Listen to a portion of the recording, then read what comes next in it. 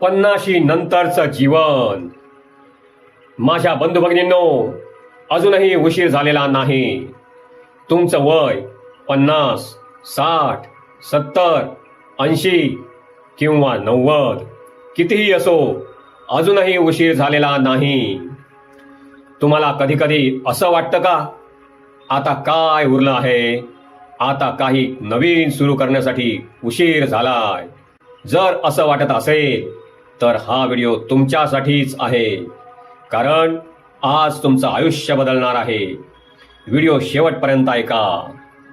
बंधू भगिनींनो, आपण लहानपणापासूनच ऐकत आलो आहोत की 50 नंतर निवांत बसा, आता आराम करा, तुमचं काम संपलंय.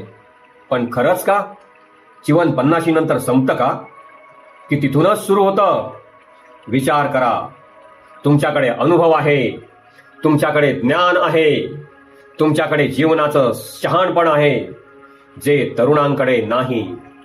खरं आहे की नाही मित्रांनो?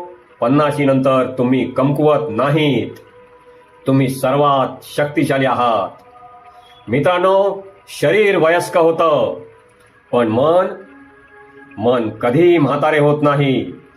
उदाहरणच द्यायची झाली तर 60 नंतरही माणूस जिम सुरू करू शकतो. 55 वर्षाची महिला बिझनेस सुरू करू शकते. 70 वर्षांची व्यक्ती यूट्यूब चॅनल सुरू करू शकते. 75 वर्षांचे नरेंद्र मोदी साहेब संपूर्ण देश चालवू शकतात. 75 वर्षांचे रतन टाटा एवढी मोठी टाटा ग्रुपची कंपनी चालवू शकतात. 69 वर्षांचे मुकेश अंबानी एवढी मोठी रिलायन्स कंपनी चालवू शकतात. तर आपण का नाही? मित्रांनो, KFC म्हणजेच केंचुकी फ्राईड चिकन या अमेरिकन कंपनीचे संस्थापक होते कर्नल सँडर्स. त्यांनी आपल्या वयाच्या 62व्या वर्षी कंपनीची सुरुवात केली आणि वयाच्या 65व्या वर्षापर्यंत त्यांनी फ्रँचायझीज द्यायला सुरुवात केली. सुरुवातीला त्यांना खूप रिजेक्शन्स आलीत, पण शेवटी अवघ्या जगाने त्या कंपनीची भागीदारी स्वीकारली. आज ते जिवंत नाहीत, पण पुऱ्या जगभर त्यांच्या फ्रँचायझीज आहेत. जगभरात त्यांच्या चिकन बर्गरच्या रेसिपीची चव करोडो लोक दररोज अनुभवत आहेत. बंधू भगिनींनो, मनात ठाम विचार केला तर कोणतीही गोष्ट पूर्णत्वास जाऊ शकते. त्यासाठी वयाची मर्यादा नसते, मग ते 62 असो की 82 वर्षे. याचे हे जिवंत उदाहरण आहे. श्रीकृष्ण सांगतात, कधीही हार मानू नका. जीवनात प्रत्येक क्षण नवीन आहे, प्रत्येक दिवस एक संधी आहे. बंधू भगिनींनो, मी दीपक जाधव, टीचर, स्वतः 61 वर्षे पार केली आहेत. वयाच्या 50व्या वर्षी दुर्धर आजाराने ग्रासलेलो असूनही त्याच्याशी 2 हात करून त्या आजारावर मात करत अजूनही कार्यरत आहे आणि अजूनही पुढे करतच राहणार. या वयात तसेच रुमेटाइड आर्थरायटिस म्हणजेच आमवात यासारख्या दुर्धर आजाराशी गेली 5 ते 6 वर्ष लढूनही मी शेअर मार्केट आणि यूट्यूबसाठी काम करू शकतोय. तर तुम्हीही सहज करू शकता, फक्त जिद्द हवी. मित्रांनो, 50 नंतर लोक कशाला घाबरतात ठाऊक आहे का? अपयश येईल म्हणून, लोक काय म्हणतील म्हणून, आरोग्याने साथ नाही दिली तर, अरे धत. भीती तुमच्या मनात आहे, वास्तवात नाही. आज तुम्ही काय करू शकता तुम्हाला माहित नाही. छोटीशी सुरुवात करा. रोज चाला, योगासने करा किंवा हलका व्यायाम करा. नवीन स्किल शिका. मीही आजारपणात कोरोनाचा लॉकडाऊन असतानाही शेअर मार्केट आणि यूट्यूब शिकलो.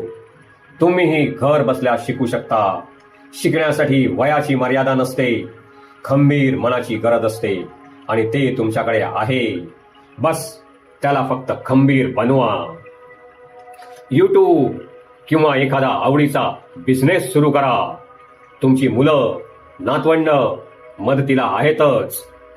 टाइमपाससाठी सवाट्यावर बसून दुसऱ्यांच्या कुटवशा करण्यापेक्षा काहीतरी प्रोडक्टिव्ह केलेले नक्कीच उत्तम. त्यातून मिळणारे समाधान काही औरच असते.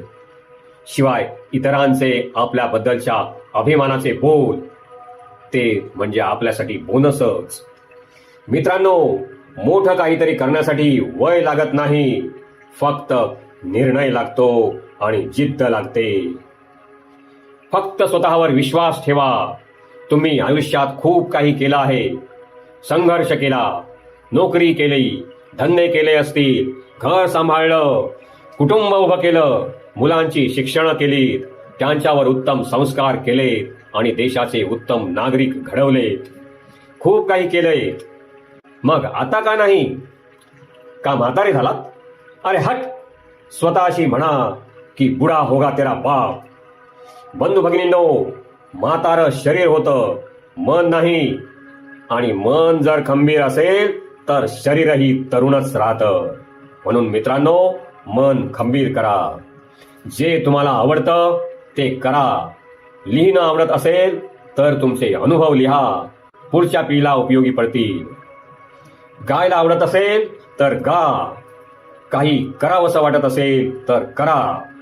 स्वयंपाक आवडत असेल तर त्याची रेसिपी लिहा. YouTube, Instagram, Facebook, star maker, karaoke, Google, chat GPT अशी अनेक साधने आपल्या मदतीला आहेत. अहो, आपला टाइमपास होईलच, पण त्याचा इतरांनाही फायदा होईल. आपल्याला पुण्य मिळेल.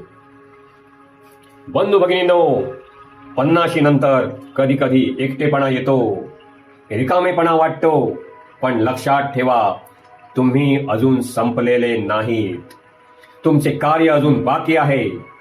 परमेश्वराने तुम्हाला त्यासाठीच या पृथ्वीवर अजून ठेवलंय. आज एक निर्णय घ्या. आरशात बघा आणि स्वतःला सांगा, मी पुन्हा सुरू करणार. I am the fighter. अजूनही उशीर झालेला नाही.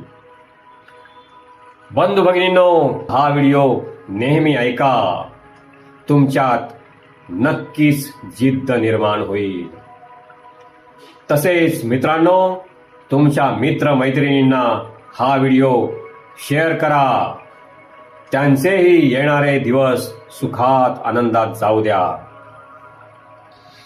बंधू भगिनींनो, कमेंटमध्ये लिहा आय एम फायटर.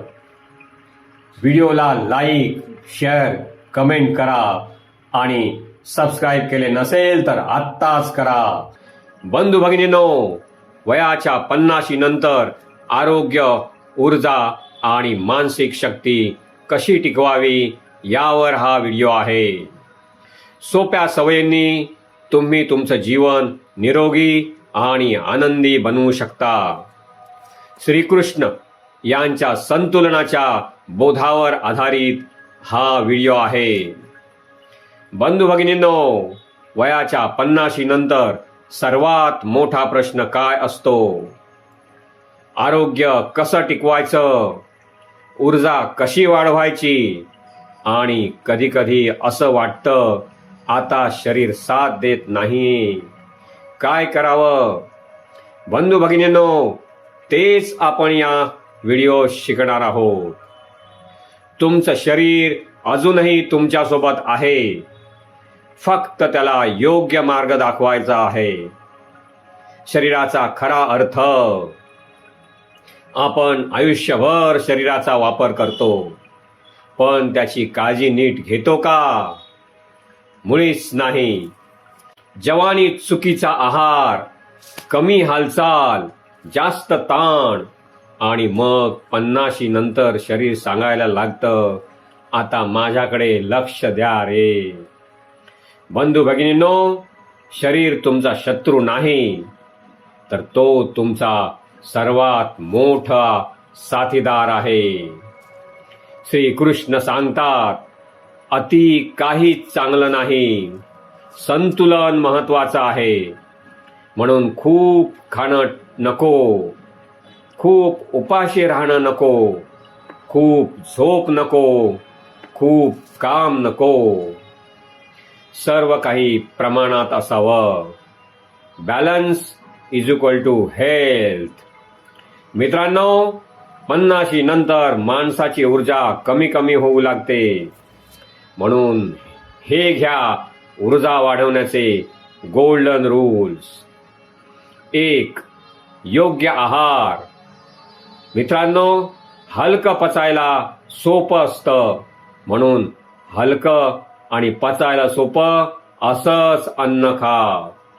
उदाहरणार्थ फळं खा, भाज्या खा, कमी तेल वापरलेले अन्न खा. जसे खाल तसे व्हाल. 2. रोज हालचाल. मित्रांनो, दररोज शरीराची पुरेशी हालचाल होणे खूप गरजेचे असते. त्यासाठी रोज 30 मिनिटं चालणं. सकाळी चालणं उत्तम, पण सकाळी वेळ नसल्यास संध्याकाळी चालेल. शरीर चाललं तर मनही चालतं. थोडा हलका व्यायाम करा. योगासने करू शकता. 3. मनाची शांती. बंधू भगिनींनो, मनाची शांती ही अत्यंत महत्वाची गोष्ट आहे. कारण सुदृढ मनच शरीर निरोगी ठेवण्यासाठी उत्तम असतं. त्यासाठी मेडिटेशन करा, प्राणायाम करा, शांत बसा आणि 10 ते 15 मिनिटे रोज श्वासावर लक्ष केंद्रित करा. मन शांत व सुदृढ होण्यास मदत होईल. 4. मनाची शक्ती म्हणजेच विल पॉवर.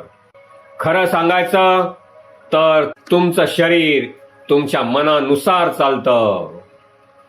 तुम्ही विचार करता की मी कमजोर आहे, शरीरही तसं वागायला लागतं. पण जेव्हा तुम्ही विचार करता की मी स्ट्रॉंग आहे, तेव्हा शरीरात ऊर्जा वाढते आणि तुमचे शरीर स्वतःला निरोगी आणि स्ट्रॉंग समजू लागते आणि तसे बनू लागते. म्हणून मित्रांनो, नेहमी सकारात्मक विचार करा. मित्रांनो, लक्षात ठेवा, मन जिंकलं तर सगळं जिंकता येतं. 5. निगेटिव्ह थिंकिंग म्हणजेच नकारात्मक विचार. त्याचाच खूप मोठा धोका असतो. 50 नंतर लोक जास्त विचार करतात. माझं काय होणार, माझे आरोग्य बिघडेल, मी एकटा पडेन, अरे हट. हेच विचार हळूहळू तुम्हाला कमजोर करतात. मित्रांनो, यावरही सोल्युशन आहे. ते म्हणजेच पॉझिटिव्ह थिंकिंग, सकारात्मक विचार. पॉझिटिव्ह थिंकिंग सुरू करा. स्वतःशी मनापासून म्हणा की मी ठीक आहे, मी बरा आहे, मी मजबूत आहे, मी निरोगी आहे, मी अजून काहीही करू शकतो. बघा, 21 दिवसांत तुमचे दुखणे किंवा आजारपण हळूहळू कमी नाही झालं तर सांगा मला. 6. डेली रुटीन म्हणजेच दैनंदिन जीवनातील वेळापत्रक. मित्रांनो, तुमच्या सोयीनुसार एक साधे रुटीन बनवा. सकाळी लवकर उठा, चालायला जा, व्यायाम करा, फ्रूट ज्यूस किंवा व्हेजिटेबल सूप यांसारखा हलका नाश्ता करा, थोडं वाचन करा. संध्याकाळी शांतपणे आपल्या आवडीच्या माणसांबरोबर बसून गप्पा मारा. या सगळ्यांचे तुमच्या सवडीने वेळापत्रक बनवा आणि तसे करा. मग बघा, काही महिन्यांतच तुमच्या प्रकृतीच्या तक्रारी कमी होत जातील. एकलकोंडे राहू नका. खाली दिमाग शैतान का घर. म्हणून एकटे राहू नका. एकटे असताना आवडत असेल तर पुस्तके वाचा, गाणे आवडत असेल तर गाणी ऐका, स्वतः गा, मुलांबरोबर खेळा, घरात जमेल तशी मदत करा. आपला टाइम गुंतवून ठेवा. बघा, काही दिवसांतच दिल जवान होऊ लागेल. आणि तुम्हीही जवान असल्याचे वाटू लागेल. त्यामुळे काही प्रॉडक्टिव्ह करावेसे वाटेल. 7. Emotional health. बंधू भगिनींनो, आरोग्य फक्त शरीराचं नसतं तर मनाचंही असतं.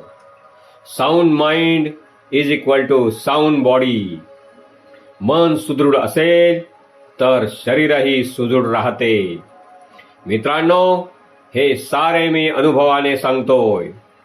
म्हणून मित्रांनो, साऊंड माइंडसाठी लोकांशी बोला, मित्रांना भेटा, आवडत असेल तर पुस्तके वाचा, गाणी ऐका, गाणी गा, हसा, पण एकटे राहू नका. स्वतःला गुंतवून ठेवा. मस्त टाइमपास होईल आणि आरोग्यही सुधारेल. नेहमी हसतमुख चेहरा ठेवा. हसणं हेच सर्वोत्तम औषध आहे. बंधू भगिनींनो, आज एक छोटा निर्णय घ्या. मी माझ्या शरीराची आणि मनाची काळजी घेणारच. बघा आयुष्य कसं मजेत जातं ते. लक्षात ठेवा, 50 नंतर आयुष्य कमी होत नाही तर ते क्वालिटीमध्ये वाढतं. बंधू भगिनींनो, आपला पुढील व्हिडिओ पार्ट 3 यामध्ये आपण 50 नंतर पैसा, सुरक्षितता आणि मनशांती कशी मिळवायची याविषयी शिकणार आहोत.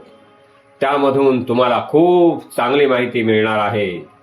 तुम्ही माझ्या चॅनलला सबस्क्राईब केले असेल तर तुम्हाला त्याचा मेसेज मिळेलच.